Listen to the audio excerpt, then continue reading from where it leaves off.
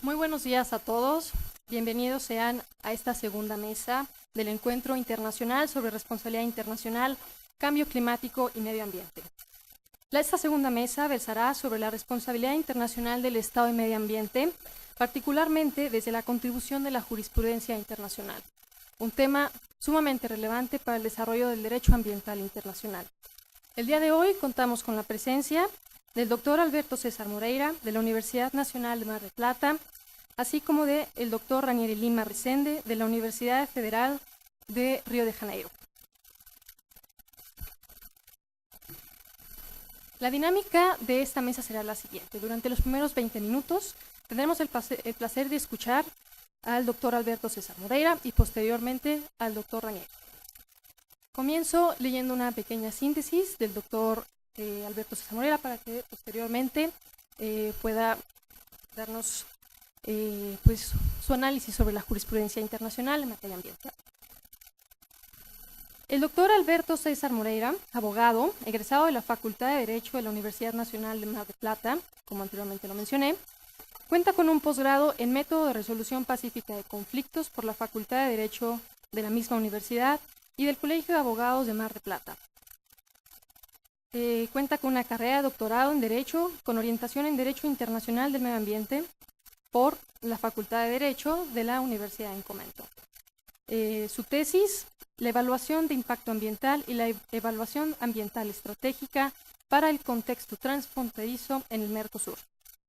Asimismo, realizó estudios en la Academia de Derecho Internacional de La Haya, en los Países Bajos, en el Centro Internacional Bancaja para la Paz y el Desarrollo, en España, y en la Xiamen Academy of International Law, en China. Es docente de grado y posgrado e investigador de la Facultad de Derecho de la Universidad Nacional de Mar del Plata. Miembro titular de la Asociación Argentina de Derecho Internacional, habiendo ejercido diversos cargos electivos en las secciones de Derecho Internacional Público y de Derecho de la Integración. Asimismo, es miembro de la Sociedad Latinoamericana de Derecho Internacional, la SLADI. Es miembro fundador y subdirector del Instituto de Derecho Ambiental del Colegio de Abogados de Mar del Plata y ha participado como asistente, moderador y expositor en numerosos cursos, seminarios, jornadas y congresos específicos en Derecho Internacional, tanto en Argentina como en el extranjero. Asimismo, es autor de diversas publicaciones. Tiene el uso de la palabra durante los siguientes 20 minutos. Sí, voy a saltearme los agradecimientos porque los hice en la apertura. Simplemente agradecer a la moderadora, que ha sido muy gentil con leer ese resumen. Yo tenía pensado, ¿cuánto tiempo tengo? Claro, yo tenía más o menos estructurada una conferencia de 1 hora y media, así que voy a tener que ser muy rápido. Incluso la charla anterior, la mesa anterior, realmente ha dado muchos temas nuevos, muchos temas no nuevos, pero unos temas disparadores para poder abordar rápidamente en estos minutos. Así que voy a tratar de ser lo más conciso posible. ¿Acá hay muchos estudiantes o hay gente que está estudiando la carrera de grado? ¿No? ¿Son todos investigadores? Y hay estudiantes también. Bueno, para saber más o menos el nivel de profundidad. El tema que nos convoca en general es responsabilidad internacional del Estado. En particular el módulo o esta mesa, este panel, se refiere a responsabilidad internacional del Estado y medio ambiente. Y en particular hemos elegido analizar jurisprudencia internacional. Para poder llegar a esto, yo voy a referirme a jurisprudencia de la Corte Internacional de Justicia. Ahí hago un neologismo, un invento, el desaporte de la jurisprudencia de la Corte, porque pretendo, de alguna manera, a través del análisis de las opiniones consultivas y de los fallos contenciosos de la Corte, identificar qué aporte ha realizado la Corte Internacional de Justicia en el desarrollo del derecho internacional del medio ambiente y en particular de los principios ambientales. Para finalmente establecer algún tipo de mirada prospectiva sobre la potencialidad del tribunal. Mi exposición estaba pensada, dividida en 3 partes. Una, referirme a la elaboración de las normas ambientales, que es todo un tema, ¿no? La técnica legislativa en materia ambiental, si es adecuada, si es eficiente, cuáles son los inconvenientes que tiene. Luego analizar algunos de los fallos más relevantes vinculados a la cuestión ambiental. Algunos no son ambientales, pero que han tenido un impacto importante. Y finalmente hacer una mirada prospectiva. Vamos a tratar de hacerlo muy rápidamente. Lo primero que me gustaría es que tengamos en cuenta esta técnica legislativa que se da en un microsistema o en un subsistema que es el sistema de derecho internacional del medio ambiente, que forma parte del derecho internacional general y que forma parte del sistema jurídico en general. Hablo de subsistemas porque en realidad ya el concepto de ramas de derecho pareciera que ha quedado corto. Son sistemas que se van a ir interrelacionando, interconectando, nutriéndose mutuamente a través de vasos conectores, pero es posible, sí, igual, en el campo jurídico del derecho internacional, identificar algunos subsistemas que se manejan con algunos principios propios y con algunas particularidades. Hay un autor, Alain Pelé, que en realidad no toma su expresión de otro autor, pero habla de un atelier de experimentación jurídica, es decir, cómo se va creando la norma jurídica de protección ambiental de una manera novedosa.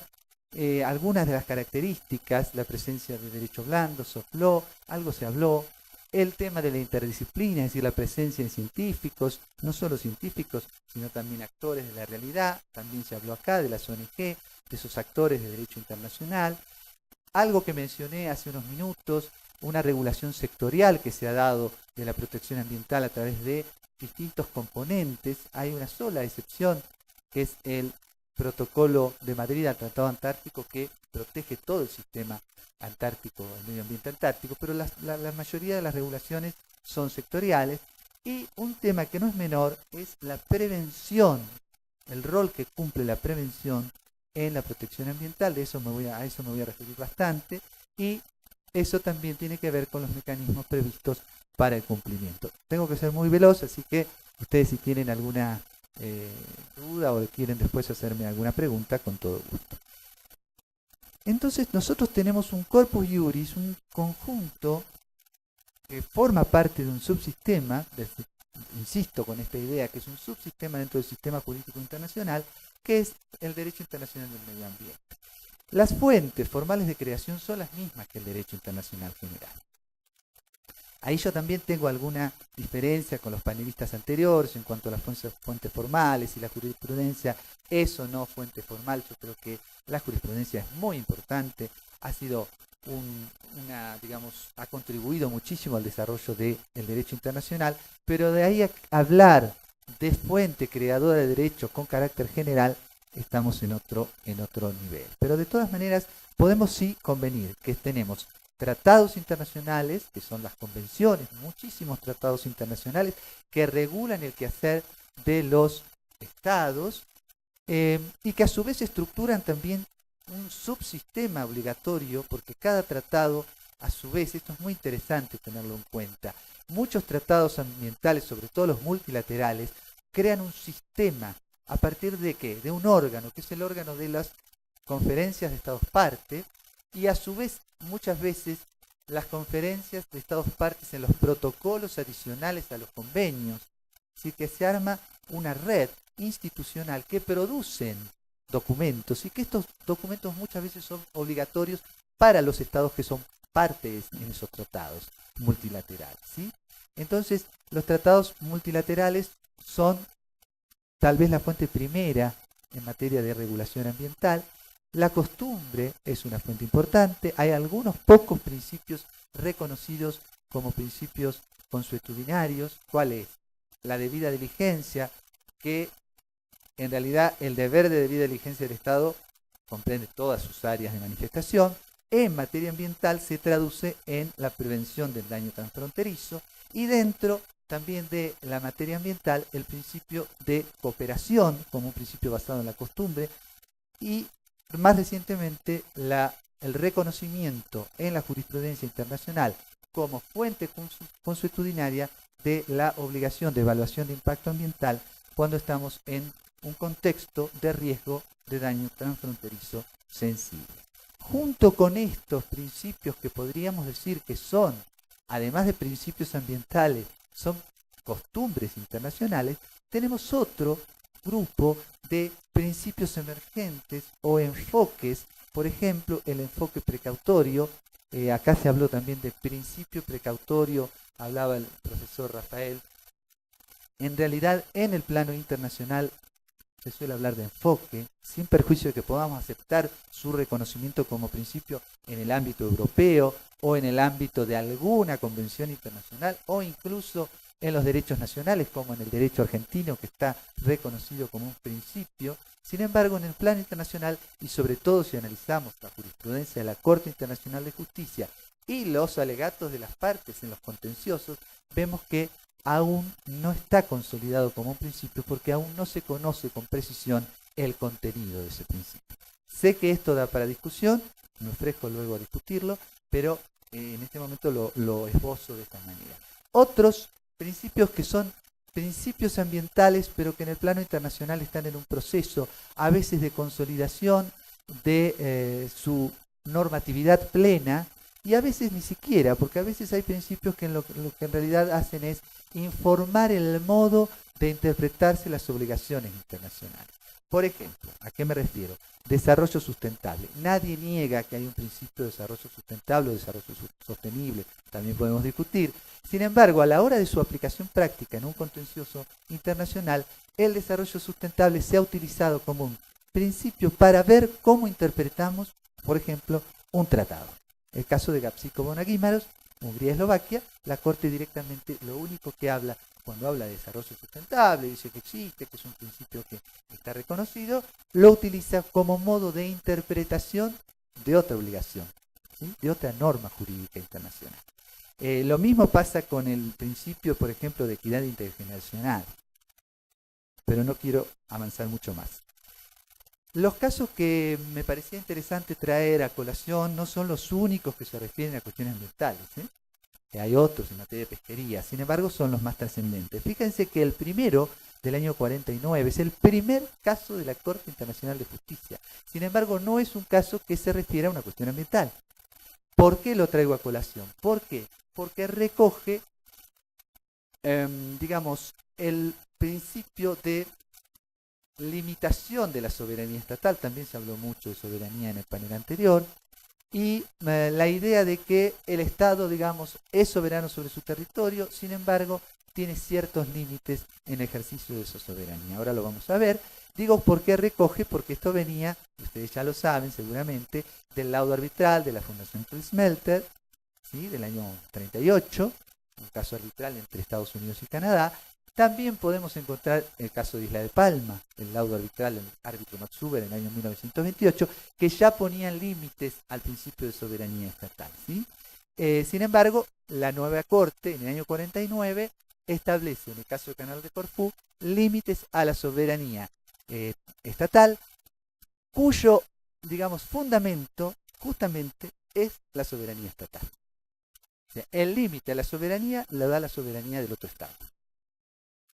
Es interesante tenerlo en cuenta porque todo el desarrollo que se empieza a dar se da a partir del principio de soberanía. No con la idea de proteger al medio ambiente, sino con la idea de ver cómo se pueden articular las distintas soberanías estatales. El caso de los ensayos nucleares del año 1974, el caso de la revisión del año 95, el caso de la opinión consultiva sobre licitud de uso o amenaza de armas nucleares en caso de conflictos armados, Proyecto Gapsíco-Bonaguímaros, año 97, el caso de las plantas de celulosa Argentina-Uruguay, ¿sí? Año 2010. Yo quiero contar que en el año 2010, cuando estuvimos aquí en el instituto, en ese primer encuentro del SLADI, yo hablé de principio, me parece que hablé de principio precautorio, principio de prevención, y estaba presente en el auditorio el juez Sepúlveda Amor, que había sido uno de los jueces en el caso que recientemente había salido la sentencia de la Corte. Así que no puedo menos que mencionar la anécdota. El caso de la caza de ballenas en el Antártico, año 2014, Japón, Australia, Japón. Y el último caso, que me parece muy relevante en materia de evaluación de impacto, que es el caso conjunto de diciembre de 2015. Digo conjunto porque se llama caso ciertas actividades, que es Costa Rica contra Nicaragua, y el caso de la construcción, Nicaragua contra Costa Rica. Bien, Para que sea más ameno, traje algunas fotitos, dibujitos. La idea, bueno, ustedes ya los casos los conocen, así que simplemente comentarles cómo la Corte Internacional de Justicia va a ir recogiendo los principios ambientales. El caso de Canal de Corfú decía que no es una cuestión ambiental, pero sí nos recoge el principio de uso inocuo del territorio. Me parece interesante tener en cuenta esto. El Estado es soberano en el ejercicio de sus potestades en su territorio, pero también esa soberanía tiene límites en la soberanía de los otros estados. Además, esa soberanía le exige cumplir con el deber de diligencia, es decir, tomar todas las medidas que estén a su alcance para prevenir daños más allá del territorio estatal, ¿sí? Ese principio, que es el principio de uso inocuo del territorio, cuando nosotros lo trasladamos al derecho internacional ambiental, lo formulamos en el término del principio de prevención, que fue recogido ¿en dónde? No en Estocolmo en el 72, Estocolmo en el 72 no lo recoge, sino Río de 92, el principio 2, nos recoge el principio de prevención, pero ya llevándolo al plano ambiental, ¿sí? Rápidamente, el caso de la licitud de los ensayos nucleares, este es un caso que en realidad importó un atajo de la Corte Internacional de Justicia, porque el caso fue llevado a la Corte, pero luego las autoridades francesas manifestaron que no iban a continuar con los ensayos nucleares. Entonces la Corte dijo, bueno, no hay caso, no hay objeto, se suspende el procedimiento, se deja abierta la posibilidad de revisarlos y luego Francia retoma los ensayos nucleares. ¿Qué es lo interesante del caso de los ensayos nucleares? El caso de los ensayos nucleares es interesante por las opiniones, las posturas de las partes. Fíjense, son países desarrollados. Eso también hay que tenerlo en cuenta, ¿eh? Cuando hablamos del desarrollo del derecho internacional, también tenemos que tener en cuenta qué estados participan. Y cuando uno mira, por ejemplo, la práctica estatal, trata de identificar la práctica estatal para luego llegar a qué, a decir, bueno, se consolidó una costumbre porque tenemos la práctica, la opinión iuris, las alegaciones de las partes en los contenciosos es un elemento muy interesante a tener en cuenta. El caso, claro, no se resuelve justamente porque se toma en cuenta los actos unilaterales de los estados, ahí lo que decía la doctora Vera, en el caso de las autoridades francesas manifestaron que no iban a continuar con estos ensayos y entonces no queda desprovisto de objeto el caso y se suspende. Pero ¿qué sucede? Francia vuelve con los ensayos, en este caso ya van a ser subterráneos. Entonces, Nueva Zelanda solicita a la Corte la reapertura, la revisión del caso en virtud de ese párrafo 63. Y acá la Corte nuevamente sale por la tangente para mí y dice que no hay identidad de objeto porque en realidad no se trata de los ensayos atmosféricos, sino que se trata de ensayos subterráneos. Sin embargo, este caso es muy interesante, la opinión disidente del juez Wiramantri, porque ahí, fíjense, este juez avanza sobre la consolidación de los principios ambientales y se expresa sobre el rol que tiene la Corte Internacional de Justicia como órgano superior, máximo tribunal judicial de Naciones Unidas y como referente, de los órganos judiciales internacionales en la consolidación de los principios, y en particular, fíjense que ya este juez nos habla de la evaluación de impacto ambiental. Estamos hablando del año 95. Otro caso que la Corte elípticamente no analiza es una opinión consultiva que solicita la Organización Mundial de la Salud sobre el uso de armas nucleares, el impacto de las armas nucleares para la salud. En este caso, la Corte dice que no había, no se cumplía el principio de especialidad, porque la pregunta formulada por la OMS escapaba de la esfera de competencias del organismo. Por lo tanto, la Corte no se explica. Llegamos sí a esta opinión consultiva, que es la licitud de la amenaza o empleo de armas nucleares en casos de conflictos armados del año 96. Este caso, si uno lo mira y lee, lo que dice la Corte, nos quedamos todos como pensando, ¿no? ¿Qué quiso decir? ¿Qué dijo la Corte? La Corte dijo, sí, el uso de armas nucleares en principio sería incompatible con la obligación de los estados, pero tampoco eso importa que los estados no puedan ejercer su legítima defensa en caso de conflicto armado, y entonces deberíamos ver que los estados, cuando usen las armas nucleares, deberán tener en cuenta el principio de proporcionalidad que debe regir, etc. ¿Por qué es importante? Porque en este caso es la primera vez que la Corte se expresa sobre el medio ambiente como un objeto de protección, disociándolo del principio de soberanía. Un poco tiene que ver con lo que preguntaba acá el colega, supongo. No llega a decir que el medio ambiente es sujeto de derecho internacional, pero sí le da una entidad, una cosificación, de alguna manera ya no condicionada al principio de soberanía estatal. Fíjense los términos, ¿no?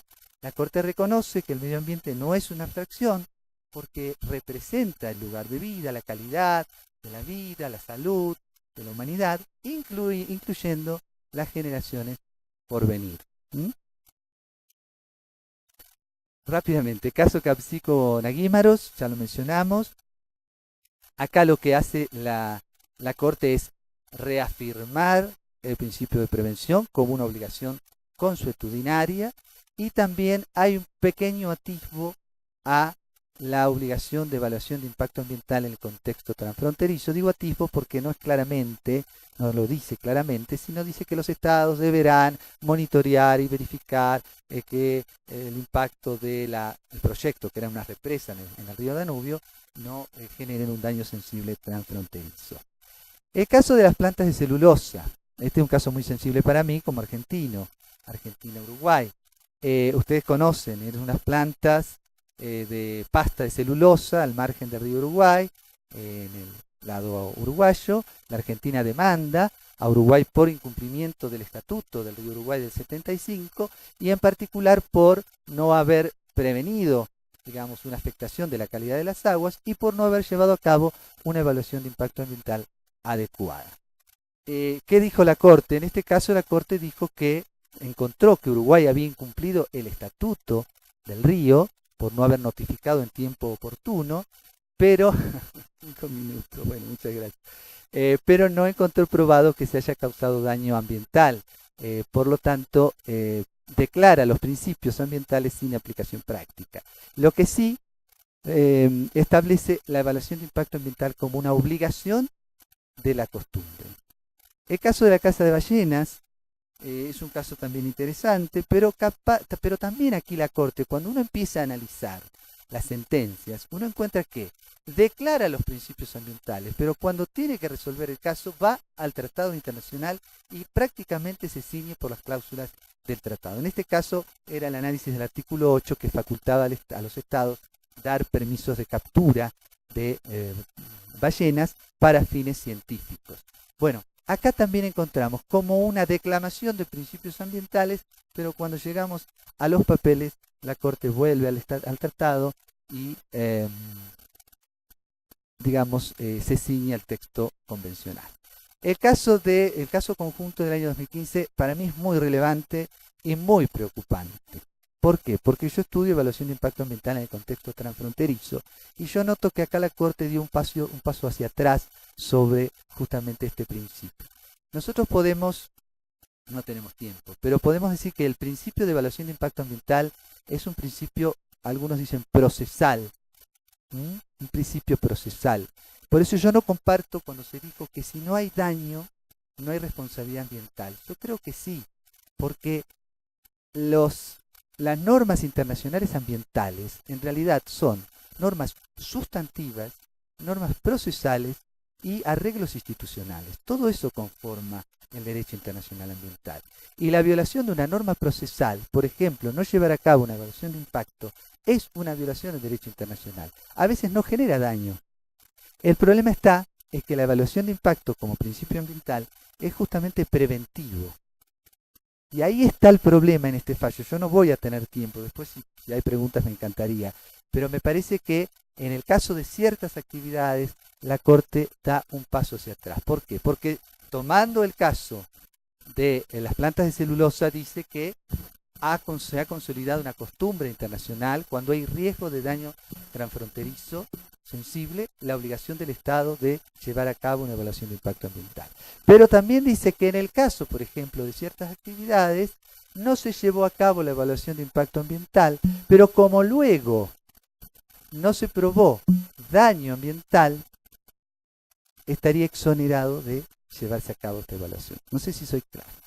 Hay una posición de algunos de los jueces, si uno analiza a los jueces, que consideran que la evaluación de impacto ambiental es parte integrante de la debida diligencia. ¿Sí?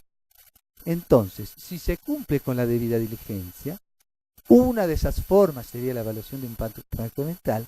Si se cumple con la debida diligencia, entonces no es responsabilidad del Estado. Lo que pasa es que muchas veces para verificar si se cumple con la debida diligencia, llegamos a la instancia del daño. Muchas veces para probar que no se cumplió con la debida diligencia es necesario que se produzca un daño. Porque la debida diligencia tiene un estándar amplio, es una textura abierta. Entonces, ¿qué sucede? Si nosotros ceñimos la evaluación de impacto a la debida diligencia ambiental, muchas veces desvirtuamos cuál es la naturaleza propia de este instrumento, que es la prevención del daño transfronterizo. Nosotros decimos, yo digo, que es una obligación autónoma la evaluación de impacto ambiental en el contexto transfronterizo cuando hay riesgo de daño transfronterizo, y que esta obligación autónoma debe ser informada por el deber de diligencia, que es un deber más amplio. Acá me permito hablar de deberes como sinónimo de obligaciones internacionales. El deber de diligencia informa el modo de llevar a cabo la evaluación de impacto ambiental. Sin embargo, lo interesante de este fallo es que hay un desarrollo a través de las opiniones disidentes y separadas de los jueces de la evaluación de impacto, su naturaleza, su estatus jurídico y otro tema muy interesante, los criterios de sujeción, es decir, cuándo debe ser llevada a cabo una evaluación de impacto ambiental y los alcances de esta evaluación, alcances y contenidos. Dos temas muy importantes, participación de los posibles estados afectados y segundo tema, participación del público afectado, tanto del Estado territorial o del Estado donde tiene jurisdicción, como de los estados posibles afectados. Estos son los temas que hay que discutir sobre evaluación de impacto ambiental. Me gustaría tener tiempo para ello. Bueno, a modo de súper resumen, algunos, digamos, conclusiones: uso inocuo, prevención, Canal de Corfú, por supuesto, como primer leading case, tomado de la Fundación Smelter, recogido en la legalidad o uso de armas nucleares, en el caso de Gapsico Bonaguímaros, es decir, que hoy es un principio que proviene de la costumbre internacional, la prevención del daño transfronterizo por el Estado. El principio de prevención también en el caso de las pastas de celulosa y recogido luego en los casos subsiguientes. Desarrollo sustentable, ¿qué queda con este principio? Yo les decía, se lo considera como un modo de interpretación de los tratados ambientales. ¿Sí? En el caso Gapsico Bonaguímaros es donde uno puede extraer esa percepción. El caso de evaluación de impacto, bueno, ya algo me extendí. Hay un pequeño, digamos, inicio en el caso Gapsico, se consagra, se cristaliza, si ustedes quieren, en el caso de las plantas de celulosa.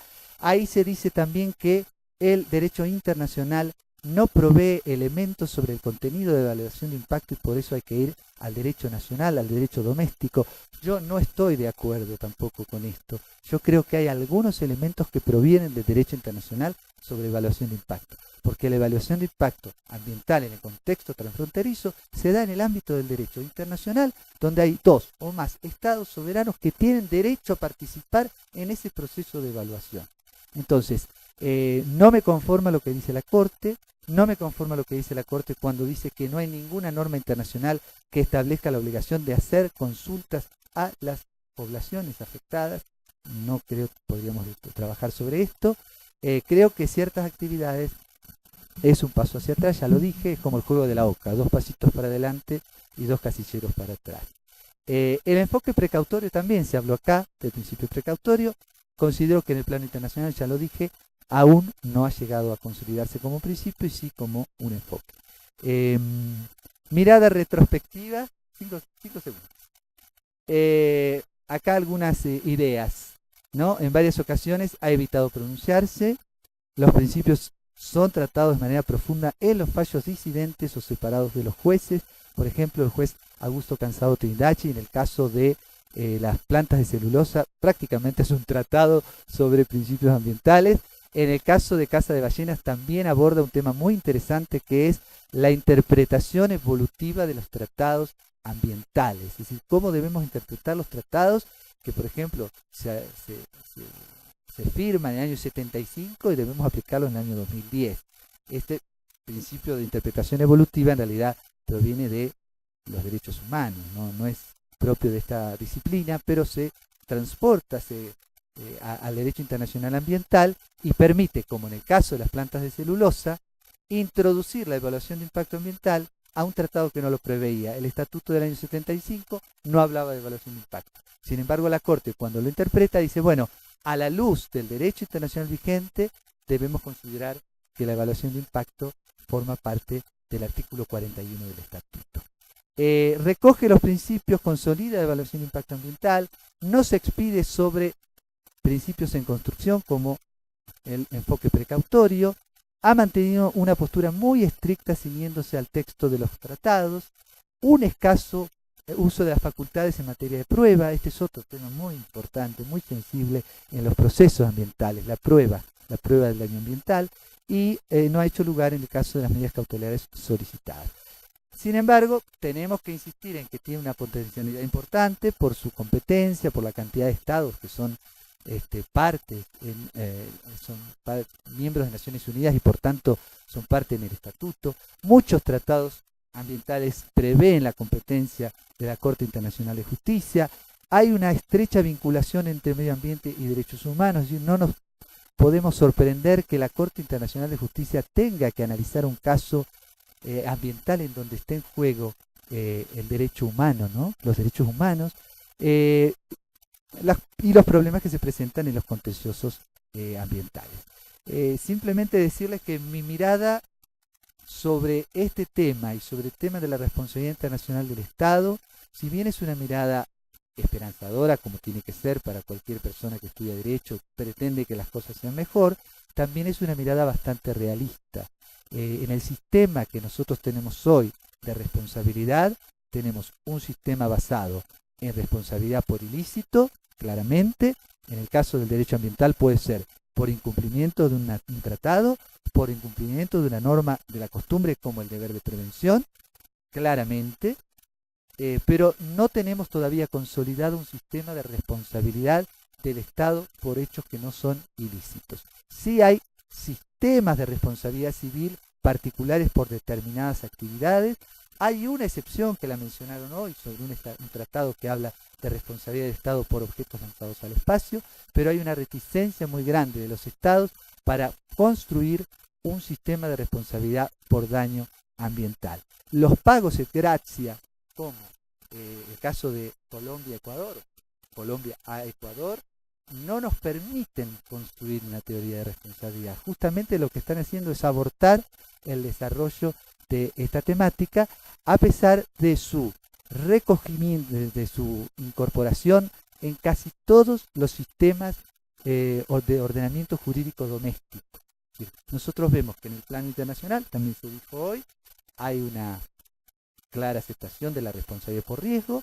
En el plano internacional todavía no. Así que tenemos mucho para trabajar. Muchas gracias. A su disposición.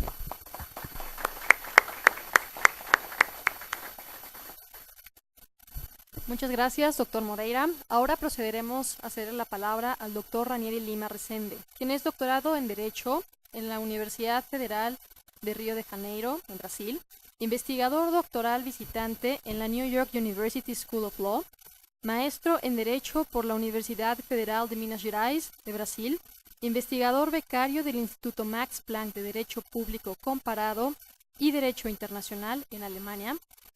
Cuenta con un posgrado en Derecho Procesal Civil por el Centro Universitario del Distrito Federal, Brasil, miembro asociado de la Sociedad Latinoamericana de Derecho Internacional, la SLADI, e investigador de su grupo de estudio ad hoc sobre responsabilidad internacional del Estado y medio ambiente. Adicionalmente, es editor asistente del periódico Teoría Jurídica Contemporánea del programa de posgrado en Derecho de la Universidad Federal de Río de Janeiro.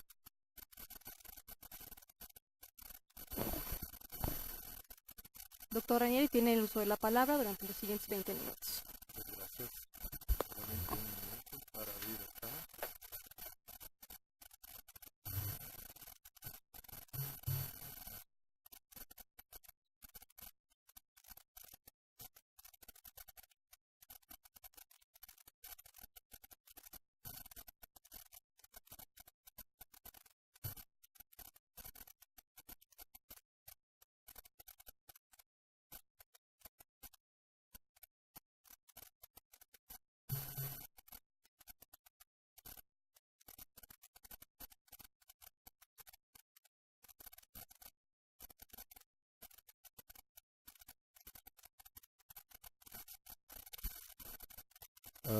Buenos días a todos y a todas. En primer lugar, muchas gracias por la oportunidad de estar aquí en el Instituto de Investigaciones Jurídicas de UNAM. Es un gran honor para mí, especialmente con la presencia de todos los especialistas y profesores aquí presentes, y cumplimento la presidenta de la mesa, en nombre de quien saludo a todos. Bien. Diferente de los panelistas que me precedieron, voy a hacer una diferencia en términos de metodología.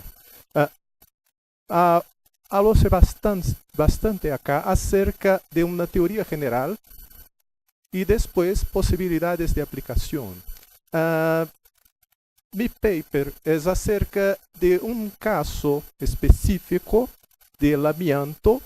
Y después del análisis del caso del amianto, yo hice algunas tentativas de identificación de las normas regentes de la materia y de qué manera la responsabilidad internacional del Estado puede ser identificada y de qué manera el orden jurídico internacional genera disposiciones en una ambiente de fragmentación del derecho internacional.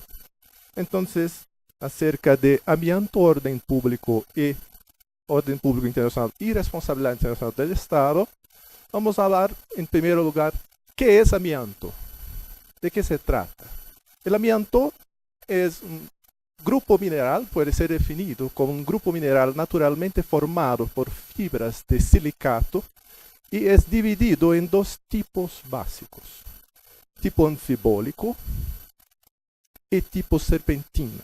Esta diferencia es crucial porque las normas internacionales acerca del amianto van a cambiarse de acuerdo con el tipo de amianto que se trata.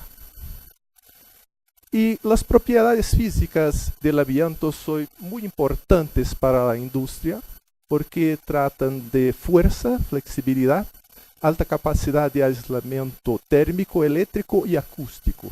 Es un mineral bastante fuerte y tiene aplicación. Aquí está una foto del amianto llamado crocidolito, es el amianto azul, el peor tipo de amianto para contacto con el ser humano, como es encontrado en la naturaleza. Pero la utilización del amianto en industria tiene más de 3.000 aplicaciones o tipos de productos industriales. ¿De dónde viene mi interés por el amianto? Hubo una experiencia muy fuerte para mí, el contacto con trabajadores víctimas de amianto, de enfermedades producidas por el amianto.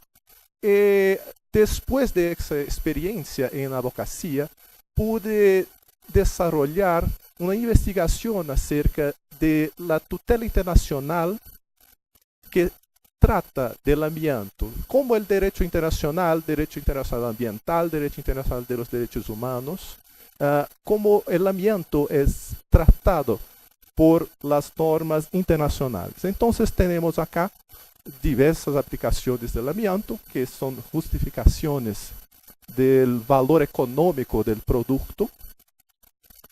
Y vamos a la parte más importante, que es grado de nocividad del amianto. Tenemos registros escritos desde Roma antigua acerca de enfermedades y muertes de esclavos que trabajaban en minas de asbesto, que es el nombre griego para el amianto. Es muy interesante eso porque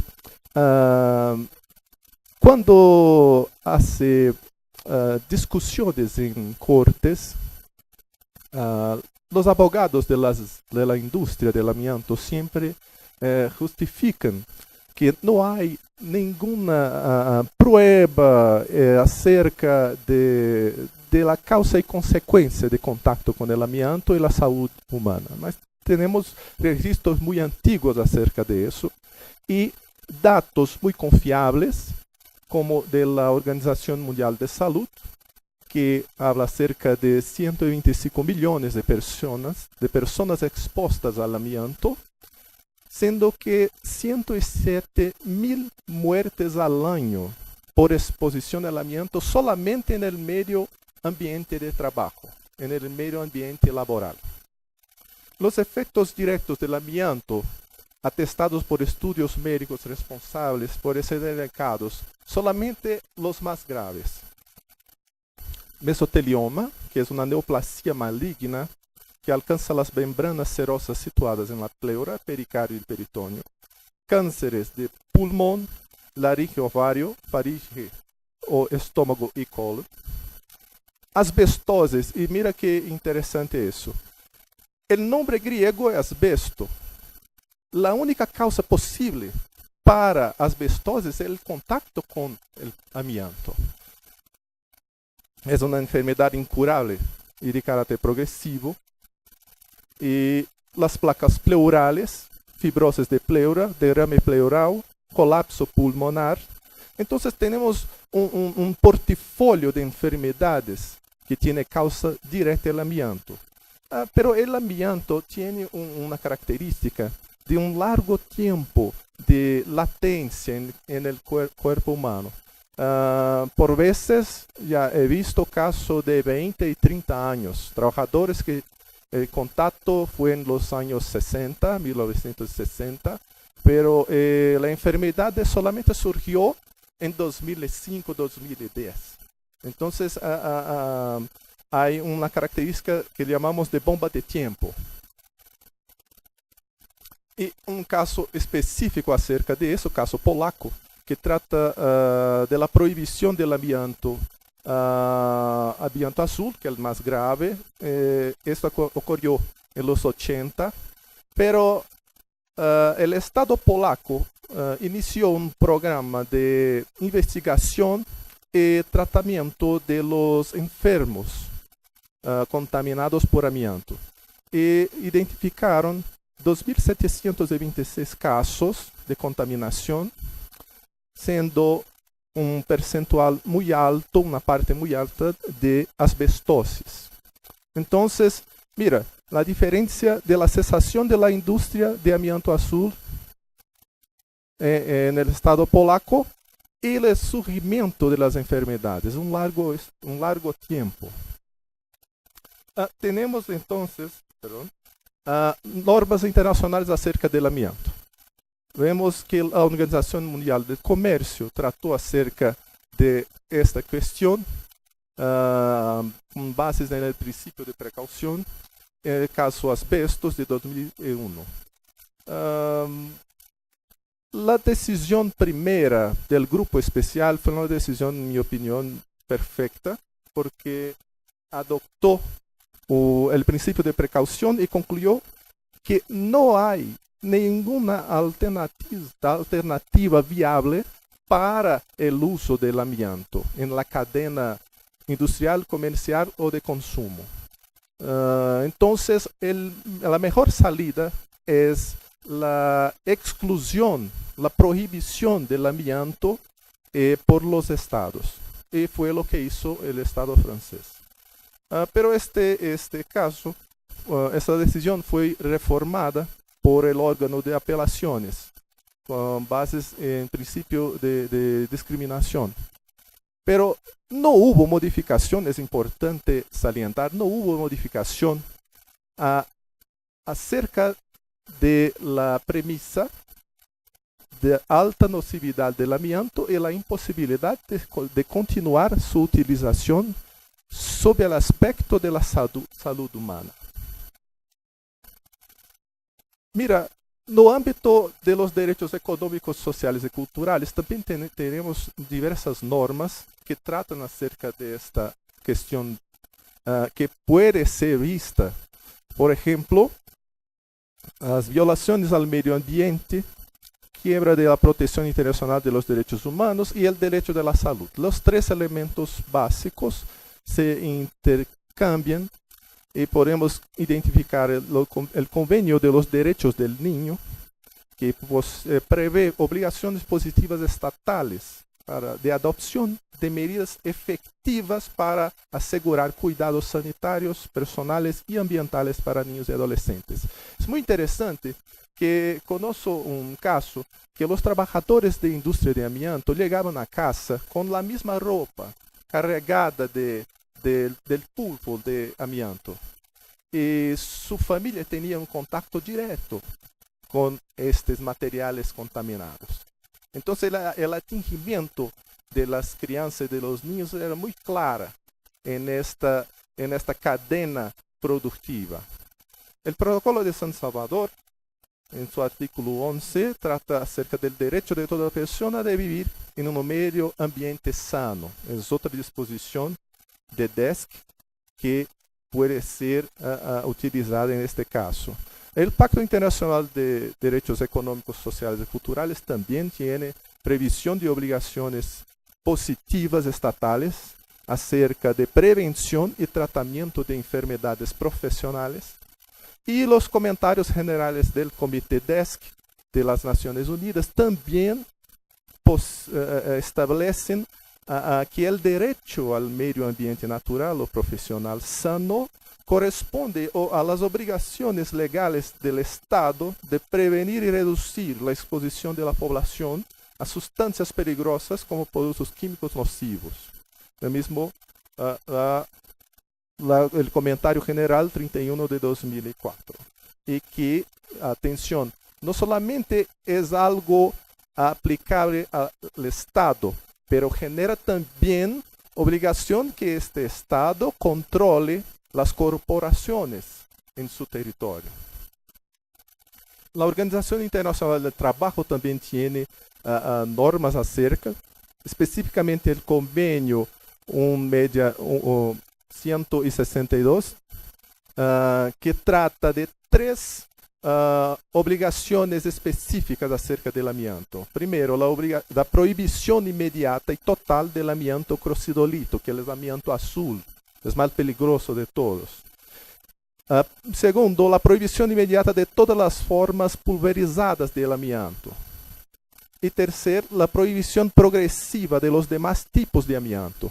Mira que este convenio es de 1986 y su vigencia se inició en 1989. Entonces, hay un principio de interpretación evolutiva que he traído nuestro amigo Alberto, que tiene plena aplicación en este caso. Porque no es posible que una disposición normativa del medio de la década de 1980 no tenga ningún avance con relación a los otros tipos de amianto que merecen prohibición. Entonces, tenemos también por la Organización Internacional del Trabajo el convenio 139 acerca de productos y agentes cancerígenos, carcinogénicos, y que prevé la exigencia de revisión periódica de la lista de productos carcinogénicos. También acá el principio de la interpretación evolutiva es necesario. El uso de informaciones y datos para atualizar a lista oriundos de outras organizações internacionais. E aqui destaque a Organização Mundial de Saúde também é muito importante. Então, de Organização Internacional do Trabalho, vamos para a Organização Mundial de Saúde, que tem resoluções de Assembleia General, também com suporte específico acerca do asbesto, como a resolução de 2017, apoio à total eliminação de enfermidades resultantes do amianto, e depois as normas de OMS concluyen que no hay ninguna forma posible de eliminación de la enfermedad de amianto, salvo la eliminación del propio amianto de la cadena productiva, de comercio y de consumo. También tenemos aquí un número interesante. Hasta mayo de 2006 había 40 estados que prohibían expresamente el uso de amianto. Y 6 años después, el número fue para 66 estados. Entonces, hay una progresiva construcción de consenso en la comunidad internacional para la prohibición del amianto. Acá tenemos el Convenio de Rotterdam de 98, que trata de procedimento de consentimento fundamentado prévio a aplicar a certos plaguicidas e produtos químicos peligrosos. E esta convenção é muito interessante porque elenca em seu anexo 3 diversos produtos. O amianto está en el anexo 3, pero no todos os tipos. O tipo crocidolito está fuera.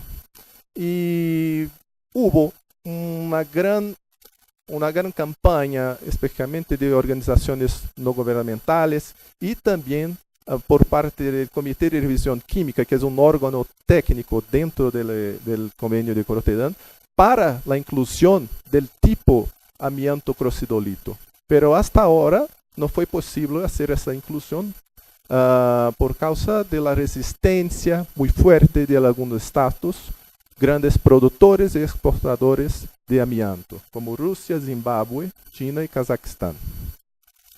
Acá há algo importante a dizer, que a resistência de alguns estados não é suficiente para impedir o desenvolvimento de uma norma corrente de natureza pública, como creemos seja a norma de ordem público internacional.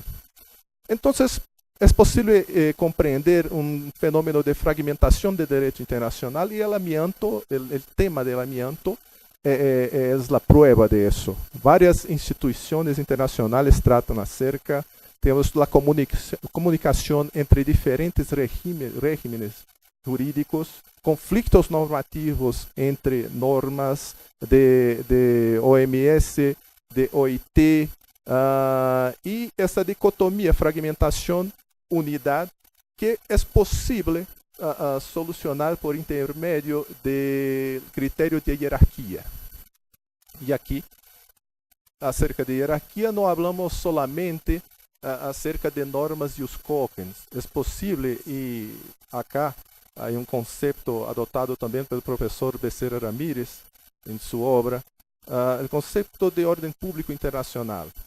Acá temos algumas características de diversos autores internacionalistas, de alemães, ingleses, mexicanos, argentinos, brasileños, e é possível compreender que o conceito de ordem pública internacional é mais amplo que o conceito de normas e os tokens, e trata de princípios estruturais do direito internacional público. O professor Becerra Ramírez habla de uma formação de ordem público internacional composta por direitos humanos lato sensu, por princípios generais de direito internacional e também por princípios de campos jurídicos específicos de direito internacional, como o direito internacional do meio ambiente. E acá, as características essenciais de normas de orden público internacional. Carácter progresivo de contenido, interpretación y el alcance, y aquí estamos tomando de empréstimo las lecciones del profesor Becerra Ramírez.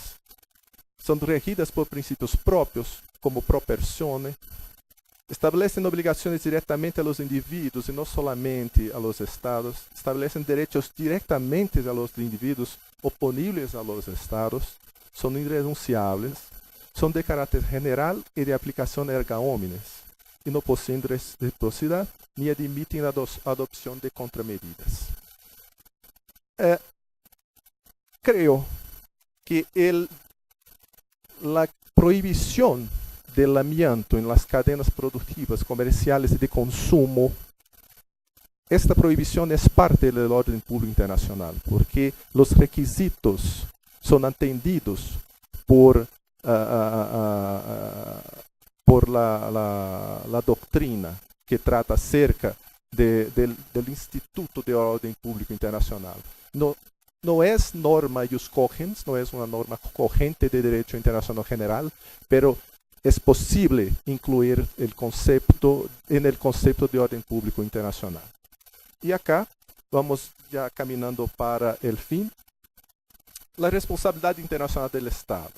Tenemos una dicotomía entre responsibility y liability.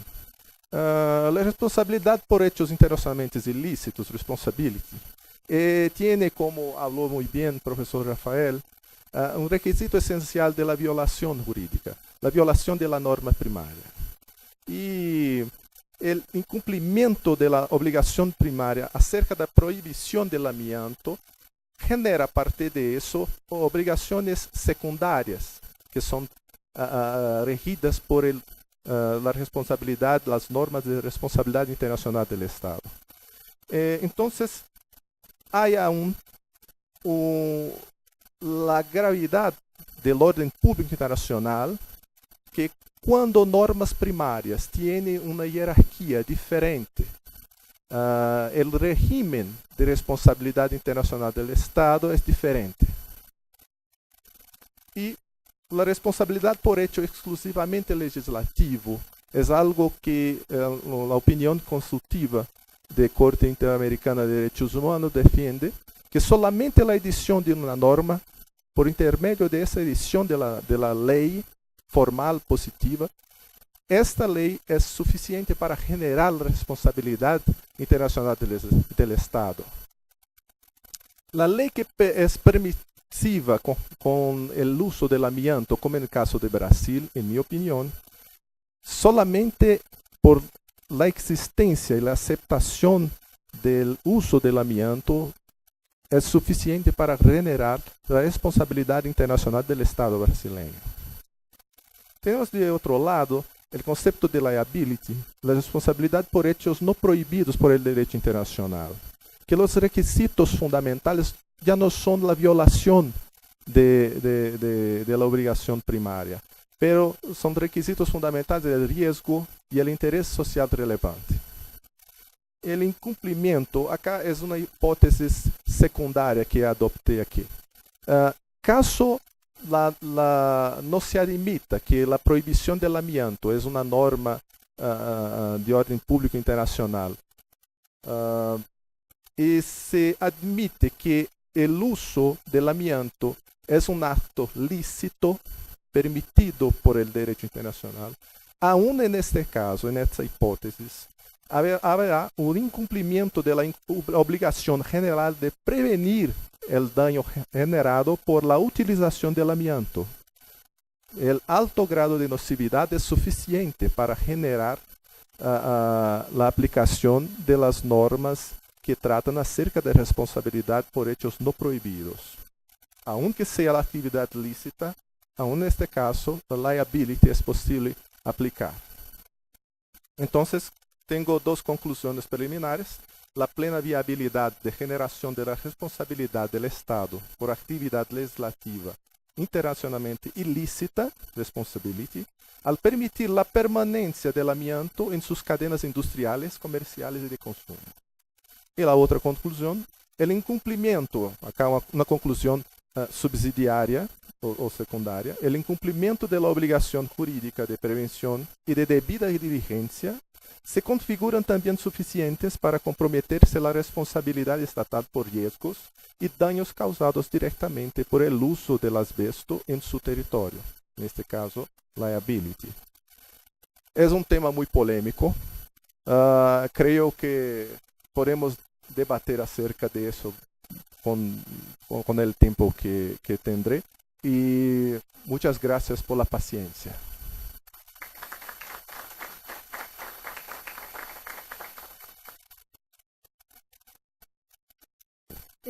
Bueno, el día de hoy hemos escuchado dos ponencias muy interesantes sobre la responsabilidad internacional y sobre la jurisprudencia internacional en materia ambiental. Por una parte, el doctor Moreira nos habló de la jurisprudencia de la Corte Internacional de Justicia, una corte que en ocasiones se muestra elusiva para pronunciarse sobre aspectos ambientales, en la que declara los principios, pero al momento de aplicarlos, pues en realidad se ciñe a lo que establecen los tratados internacionales, pues una jurisprudencia en la que vemos más desarrollo por parte de las opiniones separadas de los jueces, y también una jurisprudencia en la que parecería que en un momento determinante, con el año 2015, pues va en retroceso respecto a obligaciones como la de realizar una evaluación de impacto ambiental. Por otra parte, el doctor Resendi nos habló sobre el amianto, una sustancia, un mineral muy utilizado, pero también pues con altos impactos a la salud. Nos esbozó cuáles serían las obligaciones internacionales que le serían aplicables y nos muestra cómo nos encontramos en un contexto de fragmentación internacional, pero a la vez, de alguna manera esperanzadora, pues la posibilidad de aplicar la responsabilidad internacional por el uso de amianto. Tenemos tiempo para unas 2 o 3 intervenciones. Estoy segura que algunos de ustedes tendrán pues algún comentario o alguna duda hacia los ponentes. Yo tengo muchas, pero no es mi momento, es el suyo. Así que, pues bueno, quien quiera hacer una intervención, por favor. Por allá tenemos una persona, 1, 2 y alguien más. Les pido por favor que sean breves con sus intervenciones. Gracias. Nuevamente presento, mi nombre es Sergio Ricardo. Tengo 2 preguntas. Las primeras para el doctor Moreira. ¿Cuál es su opinión respecto, usted habló acerca de las manifestaciones de impacto ambiental y estas evaluaciones? ¿Cuál es su opinión el tema de las consideraciones económicas? Te comparto, por ejemplo, en el caso de México tenemos un tema muy importante que es Acueducto Independencia, pero en donde se ha llevado más al tema de consulta o consulta previa y no tanto las consideraciones socioeconómicas para la evaluación de impacto ambiental. Ese sería el primero. Y la primera pregunta, y la segunda es que, bueno, compartirle que en efecto comparto también con usted el enfoque de cómo se visualiza el principio precautorio. En el caso de México lo visualizamos al revés. Yo he tenido la oportunidad de llevar algunos asuntos ambientales y la esfera administrativa es que en tanto no se demuestre que causa un daño, te otorgo el permiso a ti, empresa, ¿no? Y una última pregunta, pero sería el caso del doctor Lima. Desde luego, pues bueno, entiendo la sensibilidad de política comercial que existe con el crisolito. Desde luego, en la última conferencia de las partes del convenio de Rotterdam se analizó esto. Es lamentable que el caso de México aparece en los papers, que no se manifestó, el caso de México no se manifestó absolutamente nada, desde luego por una cuestión del sector productivo, que no está en manos de producción nacional, habrá que decirlo, es de empresas transnacionales que tienen desde luego al crisotilo como evidentemente una de las herramientas de sus cadenas productivas. Yo ahí quisiera preguntarle en su opinión respecto de cómo incorporar al sector privado para que no se visualicen estos procedimientos como un obstáculo técnico al comercio, como una distorsión del propio comercio internacional. Finalmente, bueno, usted comentó el tema de la Agenda de Derechos Humanos. También yo lamento que en mi país la Comisión Nacional de los Derechos Humanos no haga absolutamente nada cuando se trata de una cuestión comercial, se haga a un lado. Hay reformas constitucionales que le permiten, el caso concreto del TPP, que bueno, ya está más que muerto por la cuestión de Trump, pero este tema estaba en la mesa y absolutamente hizo nada la Comisión Nacional de los Derechos Humanos. Gracias a ambos por sus comentarios. Muchas gracias. Procedemos a la siguiente pregunta, por favor.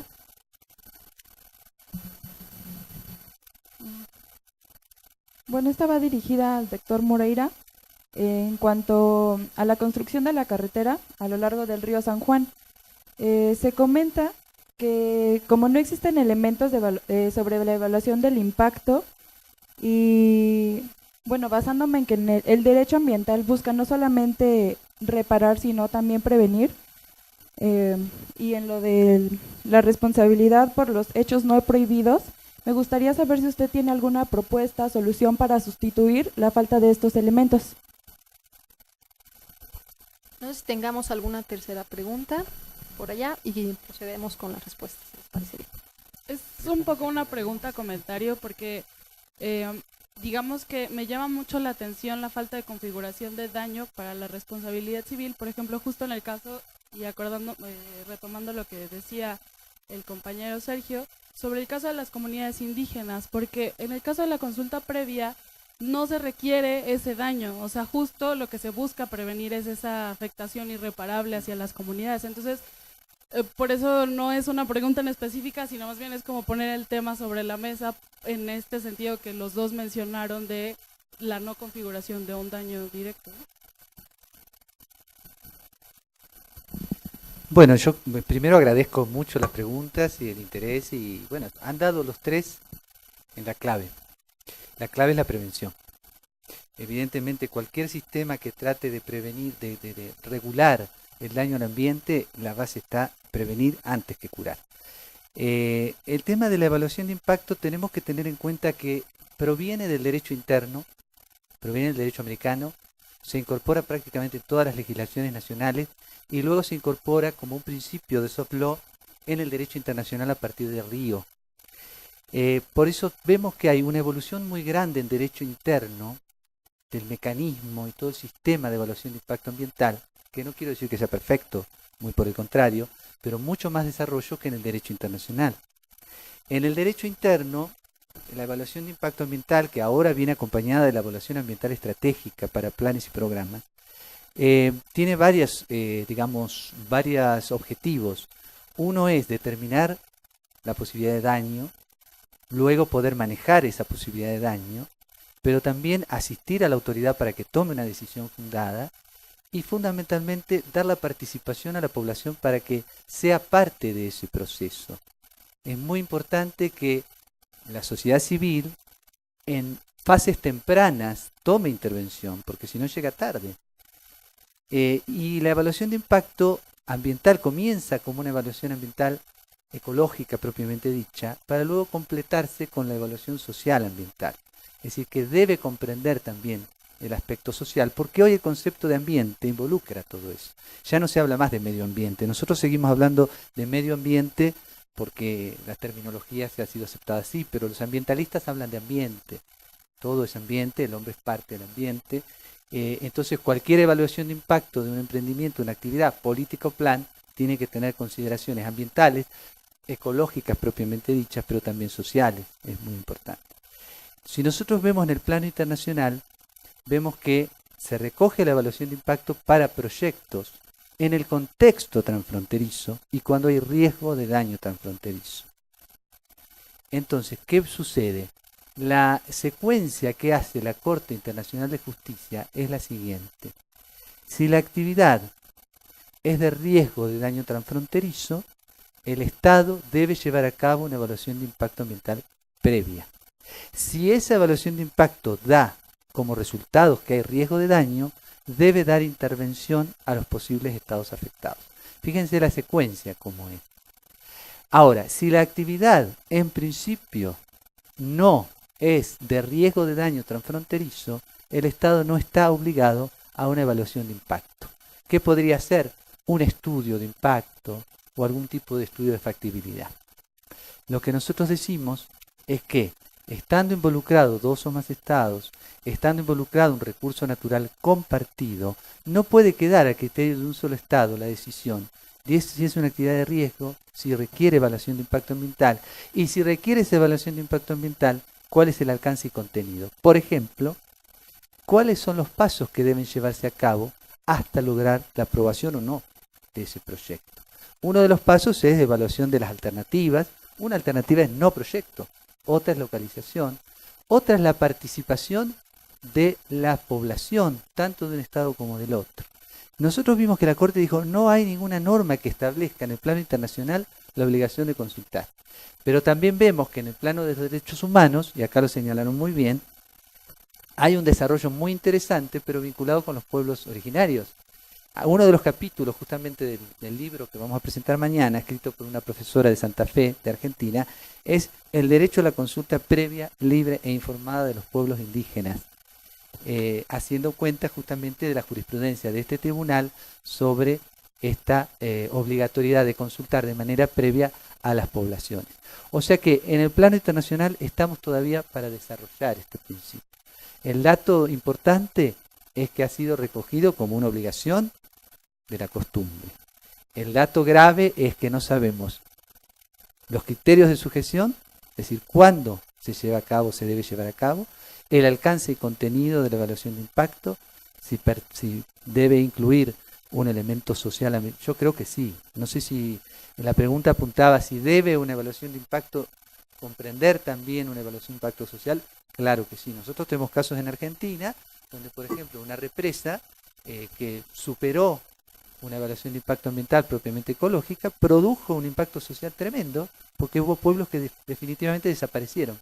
Se retiraron los pobladores acercándose a donde está la represa. Entonces, es muy complejo, es un proceso holístico, la evaluación de impacto ambiental, que tiene que tener muchos componentes, pero en el plano internacional estamos todavía pensando cuáles son los elementos, cuáles son los alcances, quiénes participan, quiénes no participan, y lo más grave es cuándo sí o cuándo no.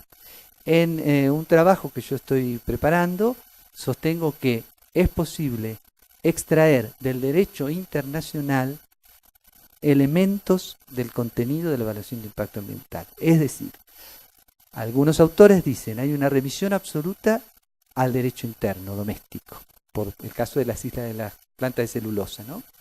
Dice, bueno, como no hay un tratado internacional, cuando Argentina y Uruguay no son parte en el convenio de Espoo, que es en el ámbito europeo, bueno, tenemos que ir a la legislación doméstica. Otros dicen que no, que en realidad, como no es una obligación autónoma, en tanto satisfaga el principio del deber de debida diligencia, es discrecionalidad del Estado. Yo sostengo que no, y sostengo que hay varios requisitos que provienen del derecho internacional. Por ejemplo, que tiene que ser previa, que tiene que analizar la fragilidad del medio, si es por supuesto un medio compartido, que tiene que darse intervención a los estados posibles afectados y que debe darse participación a la población en función de varias convenciones que hay y de varios desarrollos. Otro error en el que cae la doctrina es que considera, como toma el principio de evaluación de impacto de Río de 92, no toma en cuenta que el principio de Río va dirigido a los estados, pero no solo en el plano transfronterizo, sino en el plano interno. O sea que el Estado se obliga a desarrollar el procedimiento de evaluación de impacto ambiental cuando hay posibilidad de daño, no solo en el caso transfronterizo. Por eso que hay una remisión absoluta al derecho interno. Pero eso apunta, y ahí me gustaría hacer una acotación a tu última propuesta, apunta a otro principio, que es el principio de acción preventiva, que no es lo mismo que el principio de prevención. El principio de prevención en el plano internacional es el principio de prevención del daño transfronterizo sensible. El principio de acción preventiva es la obligación del Estado de prevenir daños ambientales, que va dirigido al interior del Estado, y que el Estado también se ha obligado en virtud de varios tratados. No sé si contesté las tres preguntas. Doctor Retelli. Acerca del convenio de Rotterdam, creo que es una vergüenza para nosotros brasileños también. El Brasil había adoptado una posición de resistencia explícita, expresa, a la inclusión del amianto crisotilo en el anexo 3 del convenio de Rotterdam. Pero hubo cambios. Brasil y Canadá, que es un gran productor, cambiaron su posición. No expresan más, simplemente silencian. Pero el gran problema, aunque tengamos solamente un estado, Kazajstán, que mantenga su posición. El sistema de Rotterdam no permite decisiones fuera de consenso. Entonces, creo que en este caso el camino no es satisfactorio más. El nivel de voluntarismo estatal presente en el sistema de Rotterdam impide la evolución del tema del amianto, especialmente acerca de protección del medio ambiente, especialmente medio ambiente profesional y laboral, y protección de derechos humanos. Entonces creo que la salida es la construcción de otro sistema. Otro sistema va a solucionar eso, no el sistema Rotterdam. Y muy importante la cuestión de la consulta de comunidades indígenas, el convenio 169 de OIT, y la expansión de este instituto, de este concepto para otras áreas. Porque es convenio de Organización Internacional del Trabajo, pero están utilizando este instituto para otras áreas. Es muy rico este fenómeno de una interpretación evolutiva. Está cierto, perfecto, profesor, acerca de la aplicación del principio de la acción preventiva, es eso mismo. Haré la rectificación. Muchas gracias, muchas gracias. Pues muchas gracias a ambos. Les pido que le demos un fuerte aplauso, por favor.